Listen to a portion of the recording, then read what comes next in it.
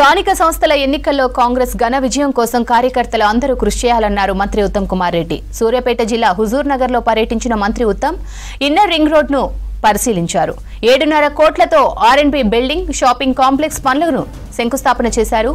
హుజూర్ నగర్ నియోజకవర్గాన్ని అన్ని విధాలా అభివృద్ధి చేస్తామని హామీ ఇచ్చారు మంత్రి ఉత్తమ్ కుమార్ రెడ్డి.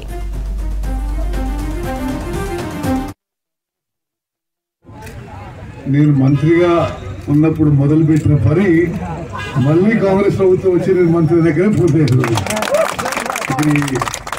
ఇది 28 కోట్ల రూపాయలతో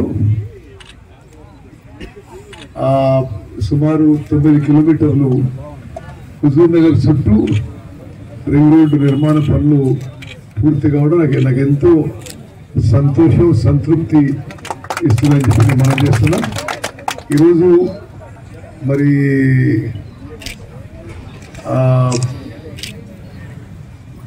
సర్పంచ్ ఎన్నికలు ప్రకటింపలే కానీ మున్సిపాలిటీలో కూడా ఉండదు కాబట్టి మున్సిపాలిటీకి పరిధిలో కొన్ని అభివృద్ధి కార్యక్రమాలు సమీక్ష చేయడం కానీ ప్రారంభోత్సవాలు, శంకుస్థాపనలు పెట్టుకున్నాం. అదేవిధంగా ఇప్పుడే మన నిరుపేద పిల్లలు చదివే గవర్నమెంట్ ఇంటర్మీడియట్ కాలేజ్ కొత్త బిల్డింగు 7.5 కోట్ల రూపాయలతో పనులు వేగవంతంగా జరుగుతున్నాయి. అగ్రిమెంట్ పీరియడ్ ఇంకా టైం ఉన్నా ఈ సమ్మర్లోనే అందుబాటులో తీసుకురావడానికి ప్రయత్నం చేస్తున్నాం. గవర్నమెంట్ డిగ్రీ కాలేజ్లో కూడా మంచి క్వాలిటీ మౌలిక సదుపాయాలు కల్పించాలనే ఒక దృఢ సంకల్పంతో 4.5 కోట్ల రూపాయలతో కొత్త బిల్డింగు, అది కూడా వేగవంతం నడుస్తుంది. అది కూడా ఈ వచ్చే అకాడమిక్ ఇయర్ వరకు ప్రారంభించే ప్రయత్నం చేస్తాం.